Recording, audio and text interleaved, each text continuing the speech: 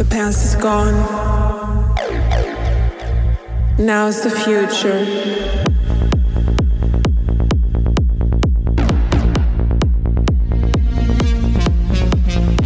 Ladies and gentlemen, do not interrupt your broadcast. Do not change your channel. Do not check your screens. This is not Uncaged. This is the Piledriver Pundit, episode number 3. I am joined by my co-host for Uncaged, the one, the only, the modern day podcast machine, Mr. Michael Larkin. Mike, how are you doing today? I'm well, Daniel. It's a pleasure to be on your show, man. You've been doing some great work thus far, and I'm happy to be a part of episode 3. Had to take a little spin on the return of the fantastic, the huge surprise that was the modern day Maharaja, Jinder Mahal. I am no Jinder and don't hinder the Jinder, but if there's any way you're going to do a troll job, Jinder Mahal is your boy. I know there were rumors as to who it might have been because they kept saying, well, it doesn't mean WWE champion. And I thought about it and I thought, well, it's Rumble time. Honestly, I was thinking Brock. Oh, yeah. I mean, there's a lot of possibilities. And I mean, I think a lot of people were thinking Andrade because he's a former NXT champ, but I think we'll see Andrade more when we get to SmackDown on Friday. Yeah. But Rumble even. Or Rumble even, yeah. But that's the thing, man. It gets me. You love the element of surprise. And I mean, when you saw Nick Khan with The Rock for football earlier in the day when The Rock was doing his thing with the NFL and what is now the merging of the XFL, it's like, God dang, man. Like, it's great just to see it. And now we're finally going to get Roman and The Rock, which is going to be really good. And exactly. And there's everybody saying, oh, it's going to happen at WrestleMania. I don't think it is. I'm going to go Elimination Chamber. I mean, people go talk about it's a B-level pay-per-view, but I'm like, it's in a 70,000 pay-per-view seating building, And it's in Australia. Yep. It's a big deal. What I hear, the Australians, they wanted a big name. And if we're getting an international expansion a la what AEW did with All In and Wembley, you need big matches. Yeah, I think the last time WWE had a special that The Rock was on Australia was 21 years ago. Him, Triple H, and Brock in a triple threat, the Global Warming Tour in Melbourne. Yes. But that's the thing, man. Like, you need something big for that. And there's nothing wrong with that. You know what I'm saying? If people are just like, oh, they're going to kill Cody. They're not killing Cody. Like, Cody's still going to get his match. He's going to finish the story at Mania. Yeah. And Roman is not dropping the title before Mania. And people say, oh, well, he's going to hold it to, to Rumble next year, so he can break Hogan. I honestly think that's one record that's not getting broken. I mean, for me, like, if there's anybody, I don't see him breaking Hogan's record because, I mean, say what you will about the man, but Hulk Hogan is Hulk Hogan. Exactly. I think in this particular time period with how Roman is and how everything's gone with his body, if there's anybody that needs to take a break, it's Roman Reigns. Yeah. And he even said, when he came back from the cancer a couple years back, he wasn't sure how long he'd have. And if you think about it, you think of when CM Punk was WWE champion for, was it 434 days? Yes, sir. When he lost it, what was left for him to do? Really nothing. Like I said, around that particular time period before, like, he went back, it was mostly just, him wanting to main event WrestleMania. The man had done practically everything in his short tenure in his first run with WWE. So the only thing left to do was main event WrestleMania. And I think that's what Punk's doing. Like, I think, I think CM Punk is back. I think, and I'll say this flat out, I think were Vince McMahon still running the show, Punk wouldn't be back. Yeah, but that's the thing, too. I think it's just because, I mean, they had that relationship, but also at the same time, he's not going to be like where he was, like, just working constantly and grinding. I mean, Triple H, I mean, you could tell with how he does with vacations and especially holiday time now, like, he gives a fuck. It's like, y'all want to take off? You're going to take off. We're going to give our people some time. I mean, mind you, a couple years ago, Vince had a live Monday Night Raw on Christmas Day. Which pissed off a lot of people. And they sold it out. Yes. But it's also going to piss a lot of people off just because it's like you're having to work on Christmas. Because think about it, not only do you have the wrestlers that have to travel, they're pissed off. You have the ring crew. You have security. You have all these people. people that make the show happen, and it's not just the wrestlers that are traveling, it's the staff. They're having to travel before Christmas. They're missing everything. So I think this is changing, and I think especially since the Endeavor deal, back me up on this. I think this is a brave new world we're in. When you have someone who's a partner like Endeavor, and especially the influx of mixed martial arts mixed with professional wrestling on their network, it's different. You know what I'm saying? It's like if this was Vince McMahon and they were looking for another TV deal, especially with Warner Brothers, which I'm sure we'll talk about. Oh, yeah. But like if this was Vince McMahon, it's like, no, God damn it, we need to be on Raw and on USA. Endeavor's like, we don't give a fuck. Just give us a network and keep doing what we're doing. They don't give a fuck. I mean, there was an interview a while back with Ari Emanuel, and he said he's happy with what Triple H is doing. And, I think once he saw what Triple H was capable of doing, I think he's like, cool, dude, you do you. And I think they realized that keeping Vince around wasn't, you saw that their stock price tanked. It's a detriment. I mean, people know that he's a crazy old man, number one. Number two, he's a liability with everything that's gone on. Like, you don't want to have that headache around. And supposedly, I remember before the Endeavor sale went through, they even said that there's more out there that has not come to land. And what I'm wondering is, what is that? What is it that you and I and the public doesn't know?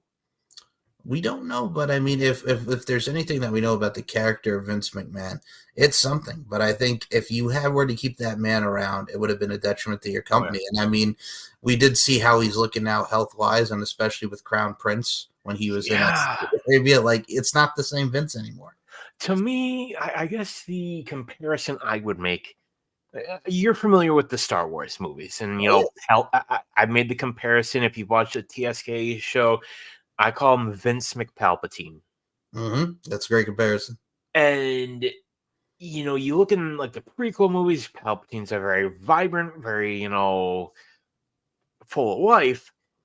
And when we see Palpatine again in Rise of Skywalker, the most recent Star Wars movie, we see this decrepit old man, who's just a shadow. And like we saw in Saudi when Vince was walking with a cane. Yeah, he had back surgery, but still, like, that's Vince. Like, what happened to him? I think it's so much of who he was wrapped in the power, and that he doesn't have that anymore. I think it was very telltale when the allegations first came out, and he just came out and said, "Welcome to SmackDown," and just threw the mic and then jumped off the stairs like it was nothing. So, I mean, you could tell just even by that, like, he was moving slowly. So, I mean, yeah, that's his ego, also number one, but also number two, time doesn't wait for anybody, and Father Time catches up with us all, and it caught up a lot with Vince McMahon. Oh, yeah, and quickly. I think it's a combination of that, and I think it's just the allegations have weighed on him. I think that kind of got to him. It's like, whether it's true or not, we don't know. We don't know for sure. I mean, do I think some of it's probably true? Yeah. No, agreed. That's the thing, though. It's like in his mindset and everything that's happened, he can't pay anybody off anymore. Like, dude, this ain't going away. There's an old saying, absolute power, power corrupts. Absolute power corrupts absolutely. He was at the top of his game for the last 20 years, maybe even 20 plus. Nobody had touched him. There was no second up. It was never going to be TNA. It was never. And, now that you've got a rival promotion in Tony Khan and AEW, I think it showed there's viable options. And come on, the old Vince McMahon that you and I grew up with, dude, he could have crushed Tony Khan like a grape, and he would have, just to spite him.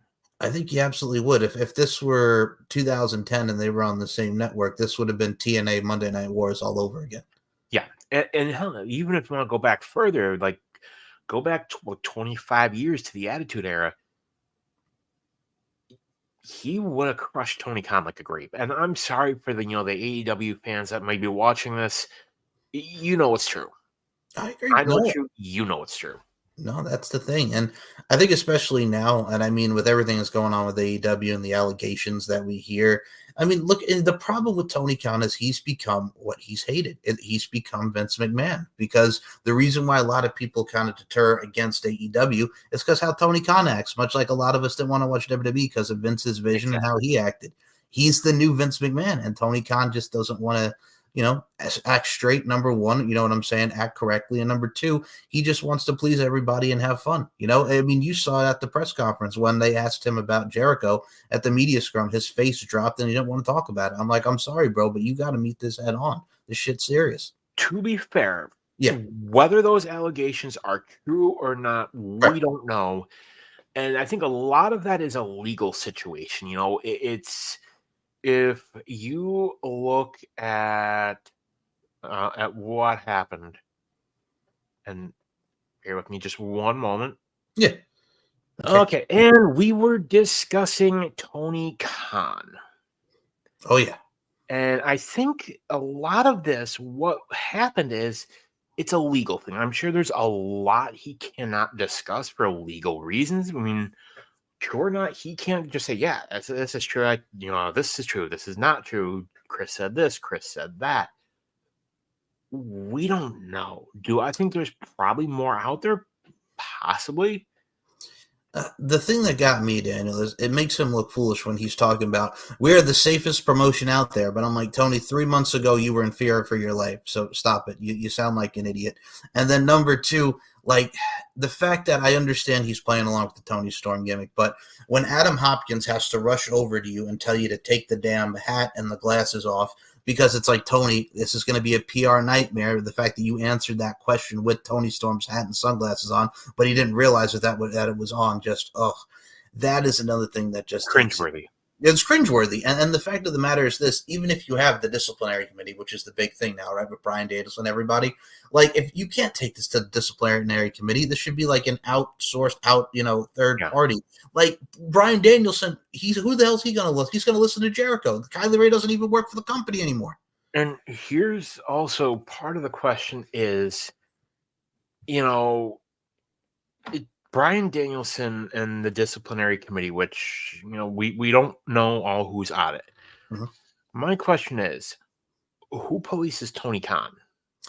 Nobody. Nobody. So, yes, it said, Twitter, don't post this and that.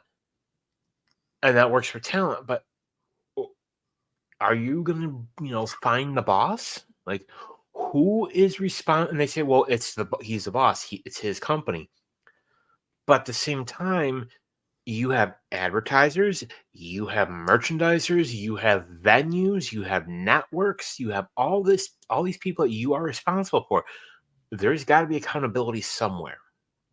Agreed. And I will be honest, we just got off the first ever World's End, which was right here in Long Island, New York. Yep. Hello, Mick Foley. Hello, Mick Foley. Yes. And wasn't a bad show. Not at all. It was kind of an eh. And, I mentioned it with the TSK guys, and, my biggest gripe with that show, it wasn't the reveal of the devil, because we knew who it was going to be. We knew it was going to be Adam Cole. If you didn't think it was Adam Cole, then what the hell were you thinking? Because, I mean, it was the right outcome. It was the right surprise. And, MJF now gets to take some time off, which is rightfully so. And that brings us to the whole situation. Is he re-signing? Personally, I think he has re-signed with AEW. I don't think he's going anywhere. I think if he were to go to WWE, he's got his boy Cody Rhodes there. He would have to be a more tamer version of what his character and persona is, and I think he would do well there in WWE. Don't get me wrong, but AEW is that man's home, and I think he's going to stay and he's going to sign, and we're going to get whenever he comes back and when Adam Cole's ready. That is definitely a matchup for 2024 for him to get his revenge. And I think part of the issue is he's pretty banged up. He's got a torn labrum. And I know he's got a couple other injuries. Yes, yep. They're not going to bring somebody in like you don't buy a Maserati or a Bentley that's, broken down and needs to go right into the shop. You don't do that. No. You want somebody that can go immediately. Like, for example, if I'm Triple H and Nick Khan, I'm looking at MJF and saying, how injured are you? Like, if it's true and his contract is up, he's a free agent, I'm going to say, how much time off do you need? Because the Royal Rumble's in what, 2 weeks, 3 weeks? Yep, January 27th is the Rumble. Okay, so we're about 3 weeks out. Mhm. Give or take a day or two.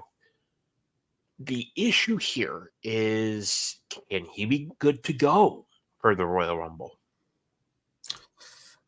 I don't think so. I think he needs a lot of time off. You saw what he was wearing with the demobilizer, with his shoulder, with his hip, with everything that he's had. That man is just walking on, pretty much hanging on by a string. So I think he has re-signed with AEW. I think he's going to be there for at least another couple of years. And I always love this conversation you see on the dirt sheet saying, "Oh, this person signed a 5-year deal worth this, or that person signed with." How do you know? We don't know until we know. Right. There was the story that Mercedes Moné has signed a 5-year, $25 million contract with AEW. I call bullshit. I think she is the female CM Punk. And does not matter to me what amount of money is. If WWE doesn't want to take her for the amount of money she wants that Charlotte Flair money, and Tony Khan wants to do it just because he wants to get the dream matches with Saraya and Tony Storm, that's his headache now. Because if you don't think like she's going to walk out like she did with WWE, especially in that company where a lot of the talent get lost in the shuffle and everything's kind of just quickly. And everything's by the seat out of your pants, you got to be at your damn mind. So that is now Tony Khan's problem. Yeah. And I think, we had the Tony Storm versus Rio. Yeah. Not a bad match, but I think, and I made this comparison on the TSK show, that Rio is not used to wrestling a more entertainment-based style. Not her fault. Mm-hmm. Honestly, Swerve versus Dustin was a lot better than we thought it was going to be. For the story of him just, coming back after taking him out before the bell. I mean, that's Dustin Rhodes for you. He could tell a story and he could work with anybody. That's just the heart of Dustin Rhodes. Exactly. And I'm sorry, Dustin does not get enough credit. I've said it on Uncaged when we were talking about Goldust. Dustin Rhodes is one of the greatest of all time. I'm sorry. No, I agree. They just showed on Inside the Ropes from one of his old interviews, like when they tried to make him an agent and Vince yelled at him for the girls match he produced. He's like, I was deliberately trying to get fired because I hated being an agent. I wanted to go back to being a wrestler. Yeah. It's what he's known for. I mean, it's we'll see what happens. Swerve to me is money.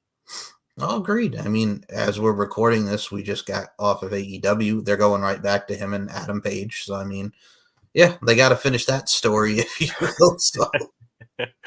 They'll finish that story before Cody ever finishes his. Oh, absolutely. But, I mean, it makes sense. And, I mean, for what they're doing now, I'm cool with it. Let's see where everything goes. And my biggest issue was the whole Adam Copeland versus Christian Cage thing.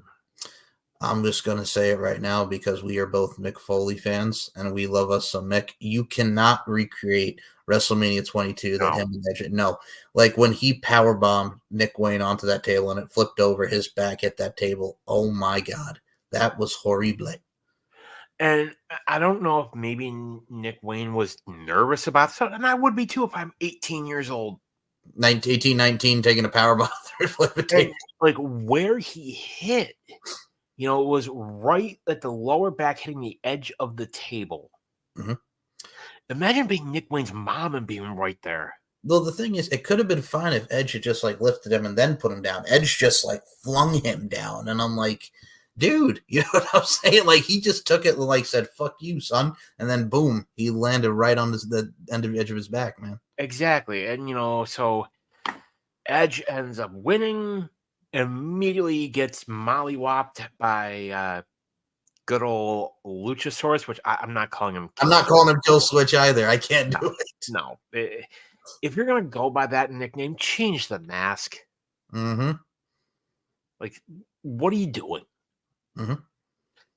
And you think, oh, he's going to cash in. Nope, he gives it the contract to Christian, which, I mean, realistically, we know how it's going to end up. Luchasaurus is going to turn. He's going to turn face, and he's going to win the title. Agreed. No, that's the thing, too. It's just because they've kind of been teasing it for months and months now, but when you finally get that like ordeal on now, they got Revolution coming up. If there's any way or place to do it, it's got to be Revolution where he finally beats Christian. You know what I'm saying? But Adam Copeland, I'm going to say this right now to you, his AEW run so far, and I'm going to pull a you. It's been the drizzling shits. It's been horrible. Like, it's been terrible. He said, I remember there was an interview where he had said that the reason that he ultimately decided against, WWE again was that they wanted to limit his dates because they wanted it to feel special.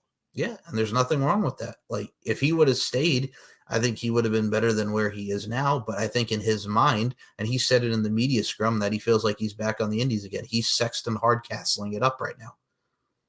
And if that's what makes him happy, cool. Good.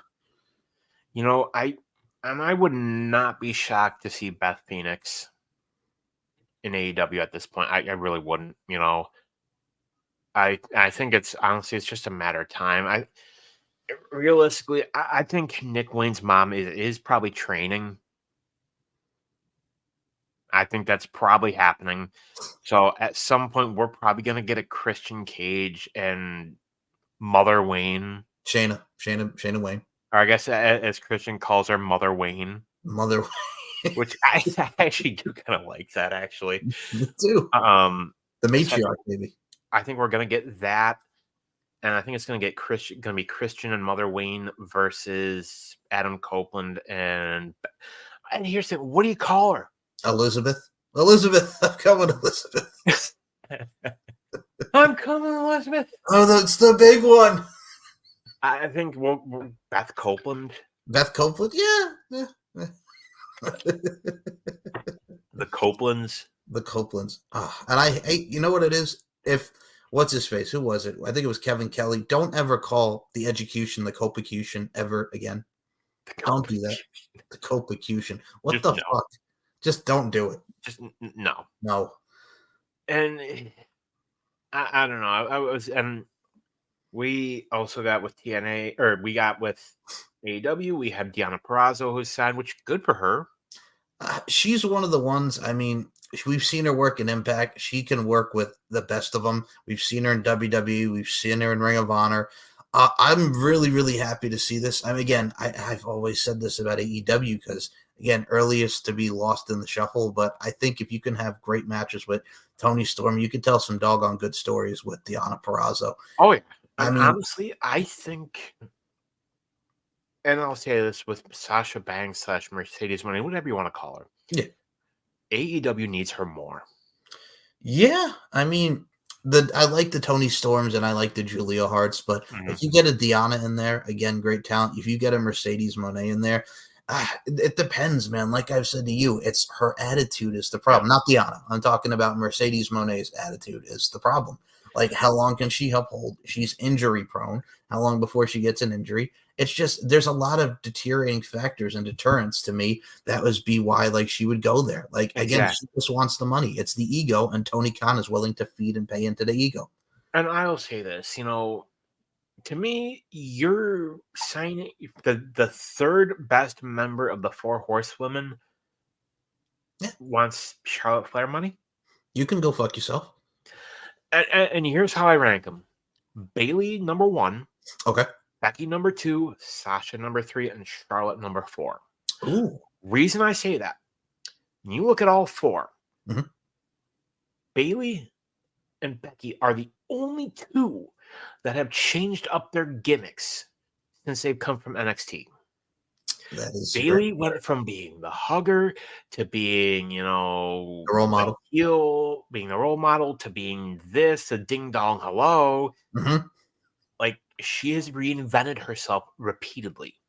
Becky went from doing the friggin' Irish jig and the Irish step dancing into what she is. To being, the steampunk gimmick, to being the man, to being big time Bex / David Bowie. back to being the man to Yep. whatever we are now. Yes. Yes. And Charlotte's, well, she's had the same gimmick since NXT. Yes, I think when she first started wrestling and having good matches with like Natalya, and then she became NXT Women's Champion, that was 2013. So she's had the same gimmick for 11 years. Yeah, and Sasha, same thing. It's been the same storyline. Mm-hmm. You know, we talk about Sasha walking out, brings us to my next story, and this was actually within the last day or so. She didn't walk out alone. No. We got to talk about Trinity / area. We got Naomi / Trinity. It's expected that she's going to be finishing up with TNA very soon and could be headed back as early as the Royal Rumble. Now, as soon as you said Arian there, I was about to say Aaron Andrew Cameron's coming back. Girl, bye. Why not? Girl, bye. And I don't hate that girl. I really don't.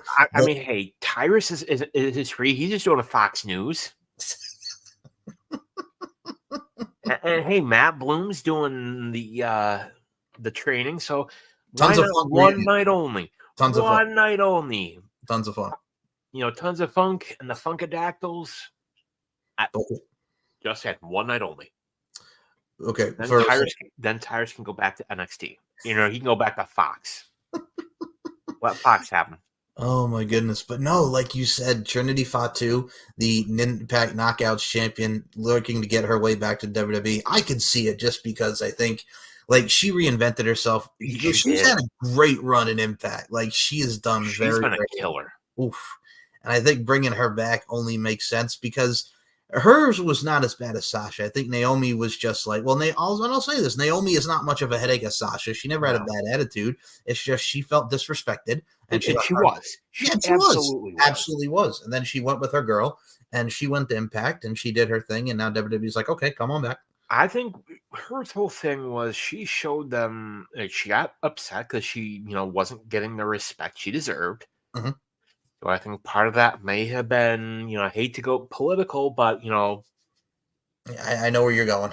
Skin color, maybe, and it's, come on, Vince has given some pretty messed up Mexicools. Crime time. And I think at the time, if you remember, before they walked out, like they wanted to have Ronda and Sasha again, and they wanted Bianca and Naomi. You know what I'm saying? And I mean, that would have been great, but at the same time, like they were the women's tag team champions and you weren't doing anything with them. So you felt like anything with the titles. Yeah, and you were creatively stifling her. And I mean, she was another one that was always in the mix for the title, but you never gave her the title again than her initial role with the SmackDown Women's Championship. And giving her the title that glowed. Yes. I wonder whatever happened to that thing. I don't know, but it was cool. Yeah, it was. I liked it better than Natalya's cat title. Natalya's cat title. Good God. That existed, people. Look it up. It happened. It happened. But no, and I think it's happening. I think she, it's. I think it'll be interesting to see if maybe they do something with her as far as like Jimmy goes. Ooh, have her be involved with the bloodline, yeah. And we talk about the bloodline, people say bloodline was a stable of 2023. No, that was Judgment Day. I've really been enjoying where we're going here. And now Priest has till July to cash in the Money in the Bank. So, I mean, it gives us time to see where we're going to go. And obviously, they teased it again this past Monday. Yep, with Drew McIntyre getting pissed that Seth retains. So, I mean, you're probably going to see something with them and Drew. You know what I'm saying? I think Rhea, first of all, give Ivy Nile her flowers because that was incredible. That was great. Like, she is awesome. But yeah, no, Mommy and the whole entire stable has just been great. And the addition of R-Truth, people are like, oh, they're turning into a comedy. It's fucking funny. It's great. It is. And you know what? They're all cracking up. Mm-hmm. And R-Truth,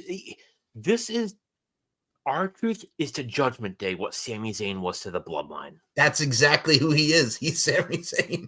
Like the whole thing with Awesome Truth versus JD and Dom was hilarious. I'm sorry, I love not you. Not knowing where to. He did the I'm sorry, I love you, and you're not in the Judgment Day. Like, come on now, man. Like, Truth is great. he's great. He's a And treasure. he's in his 50s. That's the thing. That He's man not a does young not age. guy. He does not age, dude. Like, dude, I don't think he's human. I think he's immortal. Like, he so was too. NWA World Champion like 20 years ago. Yeah, 2 21 years ago. times. Yep, 2 times. 2 times. So I think it'll be interesting. I think ultimately, and I've said this to the guys, I've said this to you. We talk about, and also before we get to that, we got to mention TNA Hard to Kill is this Saturday. And they have teased a biggest signing in company history.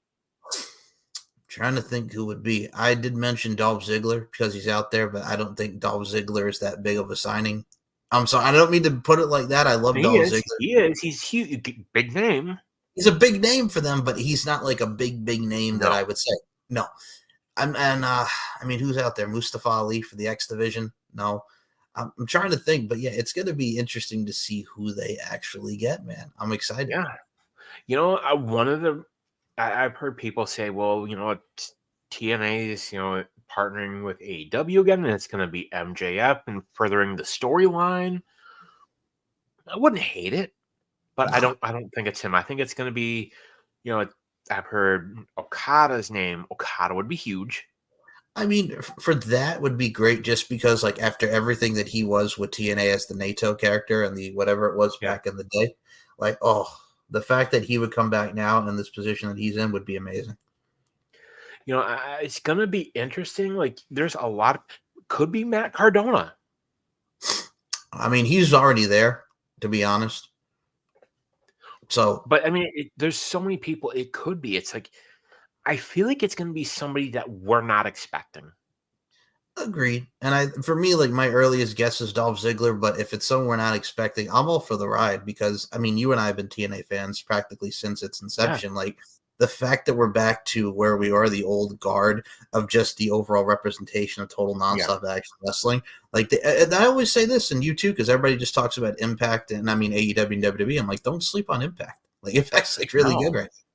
I mean, they've been having some great matches the past couple of years. And hell, former TNA World Heavyweight Champion Samoa Joe is now the AEW World Heavyweight Champion, which I had always hoped they would do it. But I was like, God damn, they actually did it. And he hasn't really held a world title that they said in 15 years. Like the TNA World title, he only beat Kurt in 08 for the TNA, yeah. Yeah. And I'm a huge. The reason I'm a fan of Joe is that as much as he is that brash, the bravado, he will not shit talk WWE at all. No, I mean, first of all, they gave him a great career, and especially when he was out, and him as an announcer was hilarious, and he was entertaining and engaging.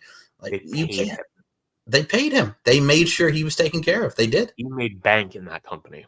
Oh yeah. And you know what? I think part of it is, loyalty to Triple H. I think had Triple H taken over a long time ago, I don't think you'd see Joe in AEW. I think you'd have Joe in WWE still. Well, Triple H has that respect with everybody. Nobody's ever going to say a bad word about Triple H. No. So the way he runs it compared to how Vince runs it is completely different. Hell, even Swerve. Yes, he said, he said, yeah, I've never had issue with him. He even talked about how Shawn Michaels made him better by studying tape. Like, Shawn Michaels was a big proponent in Swerve. And I will say this. I think, people say, oh, these people are AEW lifers. Blah, blah, blah. People like MJF, people like Swerve, if they're smart, they're in it for themselves and their money. Yep. I could tell you right now, if WWE came calling, I think Swerve would go back. Now, if Vince were still running the show, no. I mean, is there still some of the same crap going with? Yeah. But we're getting greater emphasis on the mid-card titles, except for the United States title, because Logan Paul's not around. He's going to be there. I think, honestly, we're getting LA Knight versus Logan Paul. Yeah. Yeah, I don't hate Logan Paul's run because he takes it with him everywhere, like talk shows and stuff. It's great publicity. but he's the champ that's like he's never there like to wrestle. But I think we're gonna get that at WrestleMania. I think we're gonna get Logan Paul and Kevin Owens with the Rumble, which I'm for. Yeah. And Logan Paul versus LA Knight. Yeah. Yeah, I could see LA Knight being the one to beat him. Oh yeah. And you know it's and Gunter's even made the comment that people like Logan Paul, like Bad Bunny, take it seriously. You know, they aren't just in it for a quick buck. They're in it to pay respect to the sport. Mm-hmm. You know, we have and you know we look to 2024 that we are this brand new year. You know, some of the things we look at. You know, we have Rumble coming up. Who do you see winning the Rumble this year? We'll do men's and women's. Okay. For the men's, I could see it being CM Punk just because like his last match in WWE like officially was the Rumble and him getting that story to WrestleMania. And I would have Cody Rhodes win the Elimination Chamber to get the Roman. And then we'll set up Punk and Rollins and Punk and say he finally main evented a WrestleMania. For the women, it's tough, but I think just because they've teased this a lot, I would have Becky Lynch win it for a second time and we get Rhea and Becky. True. Possibly. I could see that. Personally, I think with Rumble, you know, they've consistently teased Roman and Cody again. Mm-hmm. Who's to say Roman doesn't get involved and cost Cody the match? I think the last two could come down to Cody versus Cody and Punk. I see in the last like Romania, I can see AJ Styles in there, LA Knight, maybe Randy Yeah. Orton, Punk. Yeah. So I can see a lot of that. Yeah. Yeah. And, you know, I think, you know, and who knows, maybe we get a situation like 2006 where we had Batista and Cena. What if they both go over at the same time? Yeah, man. Like if you look back at 05, like when Vince tore both of his claws, I can see something like that. Maybe we get Triple H kind of just making fun of the old man and actually, no, don't do that because given his history, he may actually carry squads again. And he's tore actually both quads, exactly. like literally. And if I'm not mistaken, I think Jericho was actually in both matches. Yes. No. So the first one was Jericho. The second one was Edge and Randy Orton. Oh, that's right. Was that and didn't he tear one of them again in Saudi? Oh, that was what that was what Taker. No, that was his pector. Oh, yeah, that's right. Yeah. Damn, hey, at least it wasn't as bad as Kevin Nash. Oh, that will always and forever be the worst ever torn quad. Just literally stepping over Bubba Ray Dudley. And Bubba keeping him safe, like, don't touch him. He's hurt.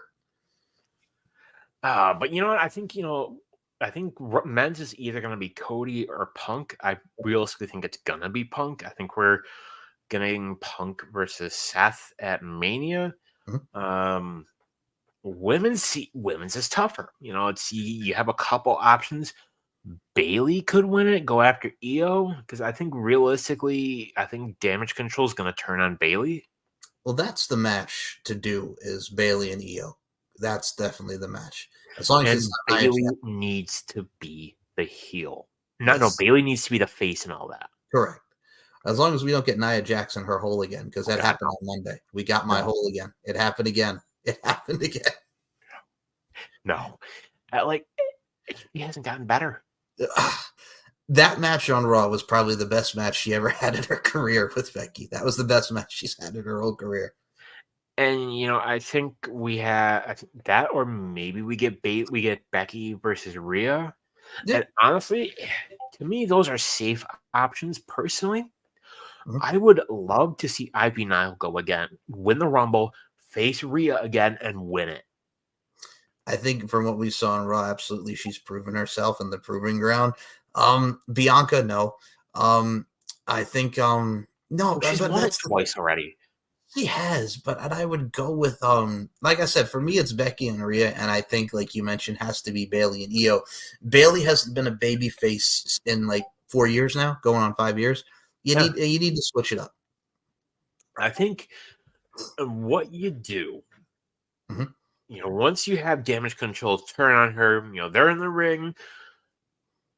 You know, you start to hear Bailey's music, and then it stops. And then the old school, Bailey theme comes on. You get the wacky inflatable tube men are back.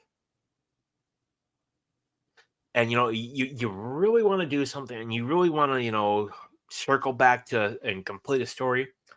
You remember the Bailey superfan, Izzy? Yes. She's wrestling now. That is true. Yep.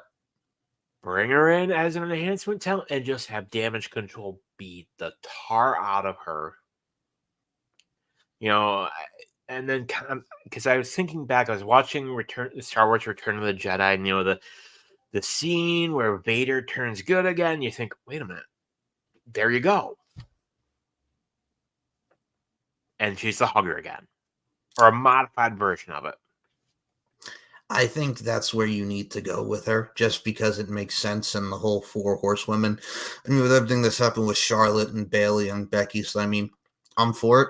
This is where if Sasha was going to go to WWE, I would have stuck her, and we could have had something fun with like an 8-woman tag. If Dakota Kai had healed up, you would have the 4 of them against the 4 of them. But yeah, that's where I would have went if Sasha would have. And you know what? Honestly, and it's a shame we'll never get it, but I would have loved to have seen the 4 horsewomen, and Ronda, I don't think Ronda's coming back. I think, she's done. Bye-bye. Well, they tried to do that match like 5-6 years ago when Shayna was in the Mae Young Classic. They were going to do the MMA 4 horsewomen against the WWE 4 horsewomen. And honestly, I would have loved to see that in a War Games.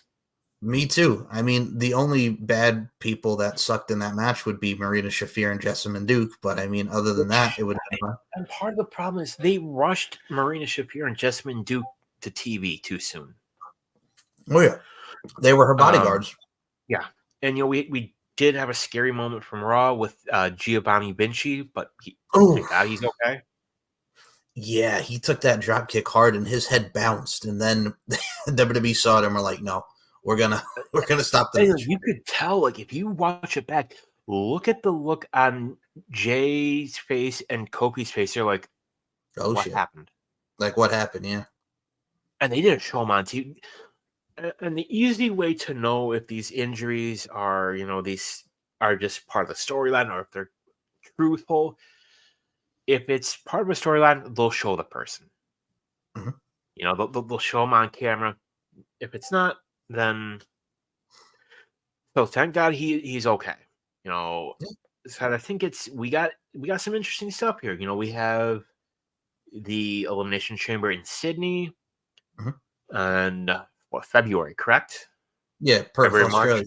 Yep, in Perth. And then later on, we have the Munich pay-per-view, which I think is June or July-ish. Yeah, it's around that time. I know it's got a name. I can't remember it. It's oh god, I'm gonna forget it. Mayhem Berlin. Munich something with Berlin. Madness. Yeah, something with Berlin. Yeah. Bash in Berlin. Thank you. Yeah, Perth, Australia for Elimination Chamber, Berlin for Bash in Berlin, correct.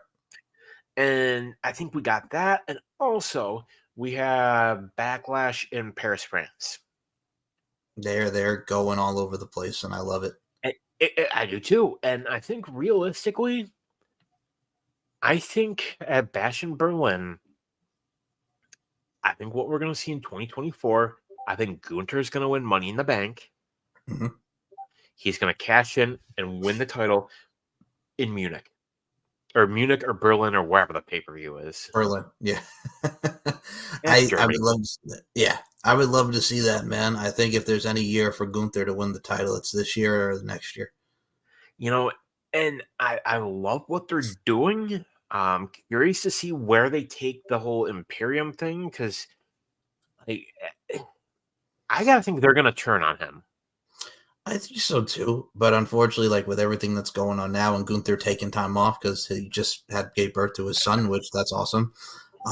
Yeah, I don't know. I'm looking forward to it. I think if you're going to have someone before that, I would love to see Gunther versus Kofi or Gunther versus Jay for the Intercontinental title would be fun. I think, I don't think you do that at Mania, because I think the match we're getting at Mania is Jimmy versus Jay. Yeah, so Gunther and Kofi would be interesting, but yeah, I would do Jimmy versus Jay because you got to finish that story too. A lot of stories to be finished. And I'll be honest, I don't think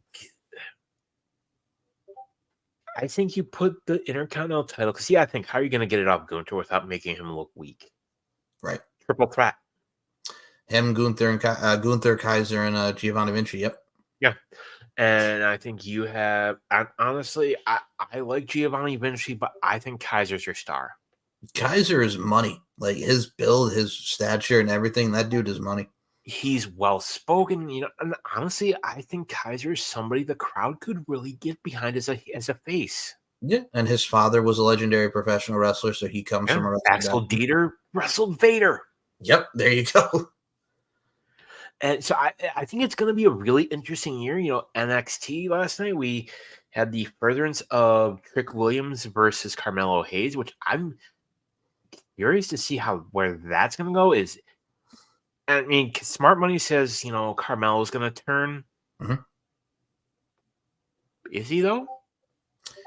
I'm interested to see where it goes because they've shown the facials and the subtleties, intricacies, and nuances. So we shall see. You know what I'm saying? And I mean, Ilya Dragunov and Trick, I'm looking forward to for another round. I mean, they're doing a lot of good stuff down there. And we talk about stuff that's being slept on. You and I talk about it pretty much every time we do. Oh, absolutely. Dude, people sleep on NXT just because they just want their old black and gold brand back. I'm like, Sean is running this great. And we got DIY back. We got that in the main. And I think realistically, I do think Carmelo's going to be the one to turn. I think I like Carmelo Hayes, but I think he's better as a heel. He's great as that cocky heel, like that, like that Deion Sanders, like, everything that goes into what he did with football. So, I mean, you have to do something like that. And I think realistically, what's going to happen, I think we're going to get Ilya Dragunov versus Trick Williams. And I think Carmelo is going to cost Trick the match because the chant "whoop that Trick" has gone over. Crowd loves it. And they're making it a t-shirt now. He's got his first t-shirt. That's going to sell like hotcakes, man. Oh, yeah. I mean, when you have a shirt that just says yeet. Yeet. Yeet.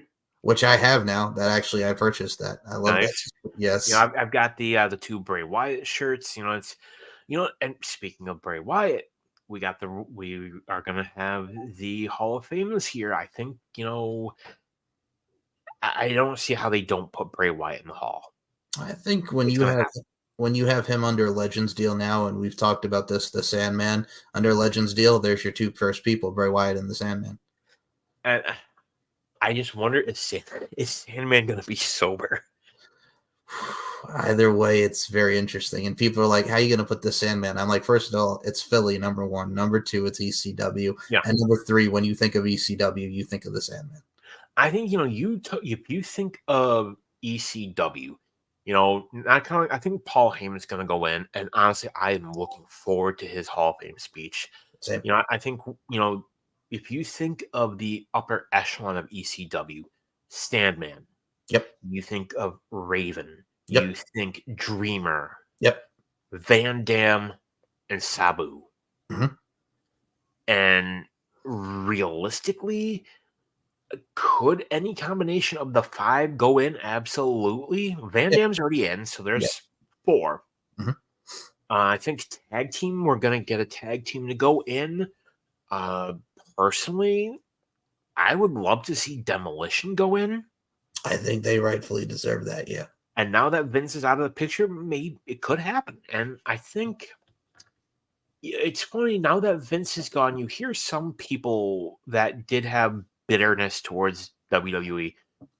It's different. Like, there was an interview with Raven, and he basically is like, he said, I would have liked to have had, a better run up there, but it is what it is. I've said to you when we did our Jeff Hardy episode, like when he was facing Raven and Raven's just coming out there with short blonde hair and black trunks. It's like, who the hell is this guy? Right before he left for TNA. Yeah. And I think with Raven, when we had Raven in WCW, yes, they knew how to book him. Oh yeah. The flock and everything that went into that. Yeah. And I think if you didn't have Goldberg, I would have loved to have seen Raven win the WCW title. I think he would have been a great champion. Yeah. So, I mean, 2023 was a wild year for wrestling. I mean, WWE being sold. I never thought I'd see that happen. No, but like, to follow up on your point, Dan, it's just like a lot of these things that we're seeing, like, we never would have seen happen. But I think also as the years progress, and like a lot of the Harvard, like, resentment is kind of like dying down and going away, because you get older and we get to see like how business blooms and how business continues to thrive. So at the end of the day, business is business. Exactly. It's money. It is. You're there. You're at the end of the day, you're there to make money and provide for your family or yourself. And we had a wild ride in 2023. Both professional wrestling and the podcast world. You and I did our show, killed it. Yeah. How many subscribers are you up to on your YouTube channel, Mike? So as of right now, and I include this with everybody that's on the channel, including you son of a gun, I restarted this channel because of everything that helped health-wise with my mom. But since restarting, I can proudly say we are over 700. So let's get up to 300 more, and we'll hit that 1K, baby. We will be that 1,000. We got our show going. We are killing it. We have Scott Steiner versus Triple H. One of the greatest Royal Rumble main events of all time. I'm sorry, I can't say that. Says nobody ever. And poor Scott Steiner was hurt. We're going to talk about that in our next episode. But Scott was hurt. So tune into that. Yep. And I've gotten my show. I'd always talk to you about wanting to branch out and kind of try my own show, and I'm loving doing this. You are my very first guest. Mm-hmm. And, we got a lot coming up, but I'm excited for what the future holds. Mike, I cannot thank you enough. Mike, for everybody watching, what do you have going on?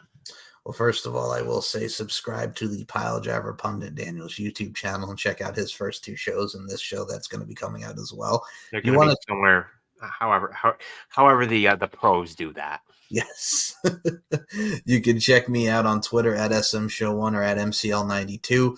The Instagram is MLarkinMB and Larkin_92. Check me out with Lingerie Fighting Championships, LFCfights.com. If you want to follow me on Twitter, it's at SMShow1 or MCL92. And if you want to subscribe to the YouTube channel, it's Mike Larkin92. Just type in Michael Larkin. You will see my face, this grill right here. You will see Uncaged. You will see On the Mic with Mike, and you will see a whole lot of shows. So, and you have a lot of new. I believe you just recently recorded another episode of Into the Heart of Darkness. Yes, Deep into the Heart of Wrestling. You're correct. Yes, with Robert Davis and Nicola McDonald, aka the Demoness. That is coming into fruition very nicely, and I look forward to recording more with them. We just did the predictions for AEW's at World's End, so yeah, I'm excited to just venture out with those two and you and just everybody on the channel. Yeah. And again, folks, I do thank you for joining us tonight. And again, subscribe to both of us, which you should be doing that already. You should. Just do it right there. And there's a little bell. Ring the bell. Don't make me have Mike Chioda call for the bell. I wish there was a way I could get him to do that. Oh, me too. Don't Earl Hebner it up. Don't Earl Hebner it up. Ring the bell. Ring the bell. Don't Earl Hebner. I'll pull this. I'll just say, ring the bell. Ring the bell. So, folks, again, thank you for joining us and allowing us to be part of your lives. Subscribe, watch, you know what to do, and we are out. The past is gone. Now's the future.